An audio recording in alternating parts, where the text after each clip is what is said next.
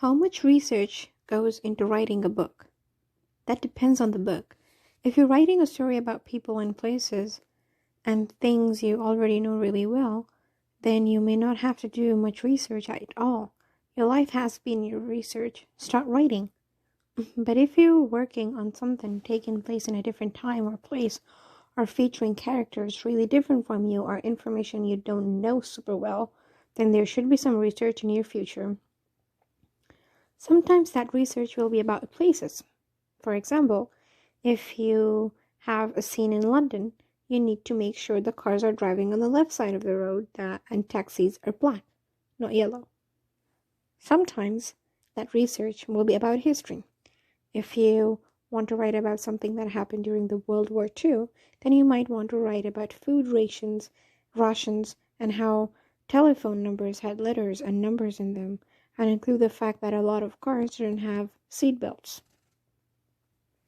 Some that research will be about people. If you're attempting to write characters with different ethnic backgrounds, religions, sexual orientations, and or abilities than you, then you should do as much research as possible. Speak to people with those backgrounds. Read books written by people in those communities, both fiction and non-fiction. Watch documentaries and read interviews, and most of all, remember that people are people.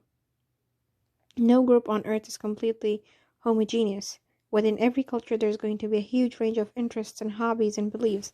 If your job to create characters that embrace and fit into a group without simply employing stereotypes or making vast generations. It is your job to create characters that embrace and fit into a group without simply employing stereotypes and making vast generalizations.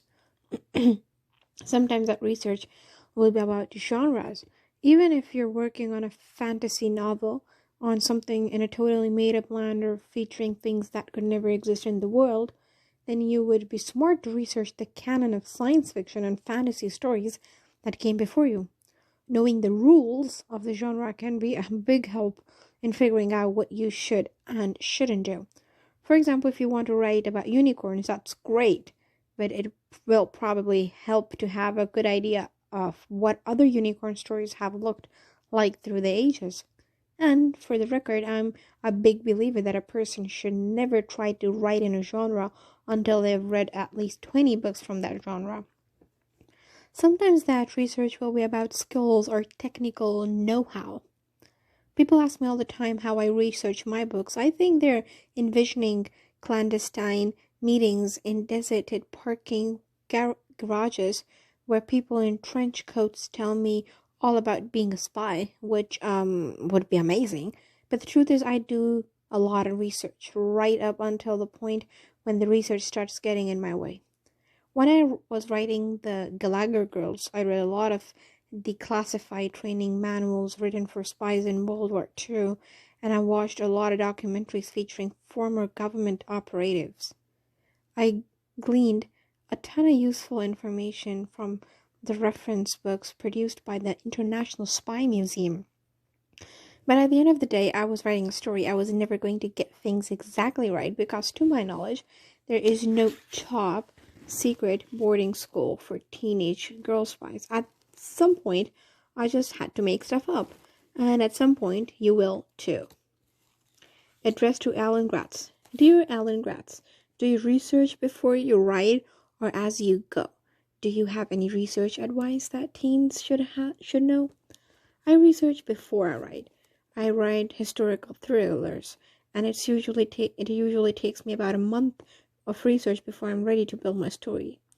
After I build a chapter by chapter outline, there are usually a couple of things I need to go back and do some more research on. But once that's done, I'm ready to write, and any more research I have to do along the way is usually pretty late. How do you find good research sources? This will obviously depend a lot on what you're researching. Nothing compares with visiting real places or talking to real people. If you're working on a book set during World War II or the Civil Rights Movement, then you should try to talk to some of the older people in your family or community. They might be able to tell you what the air smells like after battle or how windy it was during the march from how windy it was during the march from Selma to Montgomery, the kinds of details you won't read in a book. But while interviewing people and visiting places are great, they're not always possible, which is why these days most people's first stop will be the internet. You want to know something? You Google it, right? Well, that's a great start, but there's a lot of misinformation on the web, and if you're going to spend months or years of your life working on a book, you want to make sure you're working with the right information. When I was working on Not If I Save You First, I knew that in some ways I was writing my most realistic book yet, and I wanted to make sure the real Alaskans could read my novel without wanting to scream about all the things I'd gotten wrong. That's why I went to the best possible source, Alaskan librarians.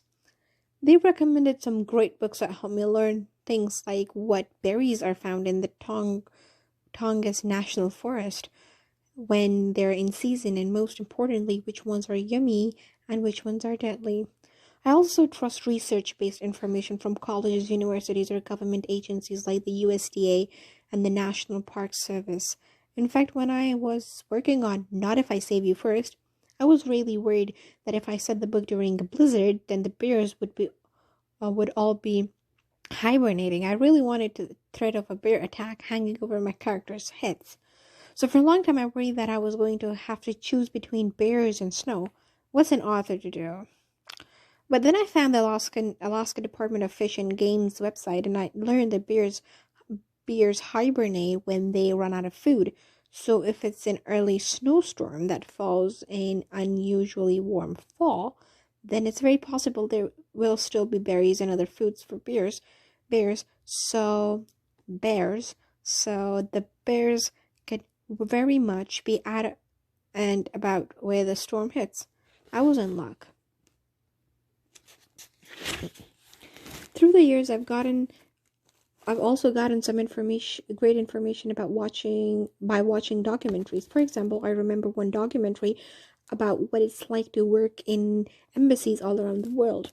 When it showed a horse-drawn carriage towards the new U.S. ambassador to Japan to the place to present his papers to the emperor, I knew I wanted a scene like that in my first embassy-run novel, All Fall Down. When I realized that a lot of spy movies employ former spies as consultants, and they're often interviewed on the bonus content on the DVDs of those movies, I hit the mother lode of great spy info. A ton of that made it into the Gallagher Girls books, including a full scene in Cross My Heart and Hope to Spy. That is an exact replica of a training exercise that they run at the CIA's covert training facility, the Farm.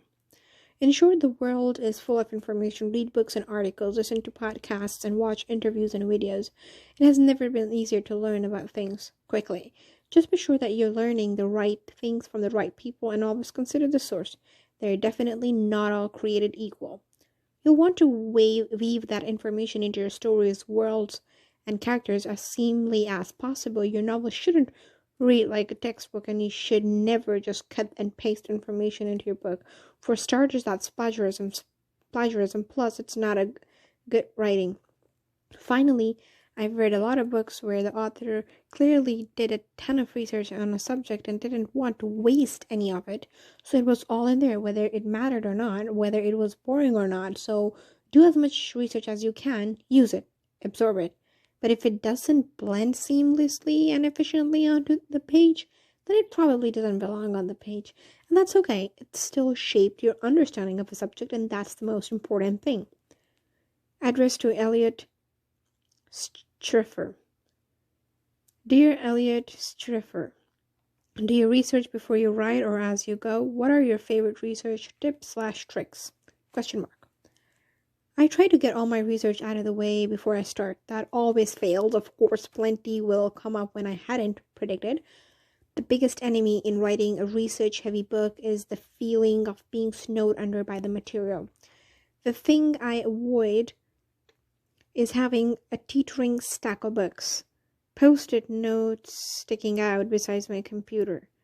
To prevent that, I note important passages in my research books, then type those quotes into their own document. I print that out and use it as my research Bible. A 40-page printout is much easier to manage than a few dozen books. While I'm writing, I try not to pause to research. I keep a legal pad around and jot things down I'll eventually have to look up. Then, on a day when I'm uninspired to draft anything new, I might go back and do the additional research, then go back and edit the changes. I'm always looking for tasks I can do, even when I'm not in the mood to be writing.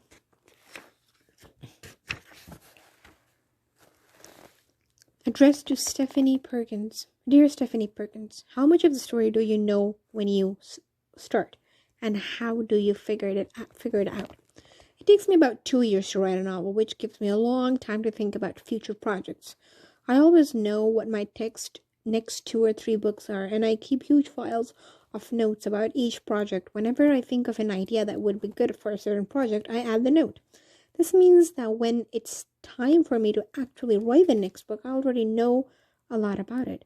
However, I still take a little more time to shape the story before I begin writing. First, I want to know where the story begins and where it ends. I like there to be some sort of a parallel, a similar moment or situation, but something important has changed. After that, I figure out the key plot points that will get me from beginning to end, the turning points and significant realizations. Then I'll start figuring out the most important moments between those key plot points, and so on, working my way down to smaller and smaller moments. It's not a perfect metaphor, but I think of it as building a spine.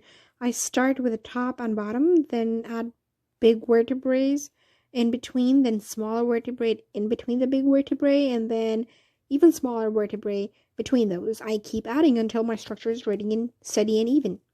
Also, because I write a bit slower than most authors, figuring out the plot before I begin is crucial. I don't have time to be searching for it as I go along. So, is that it? Is your novel totally planned now? Probably not.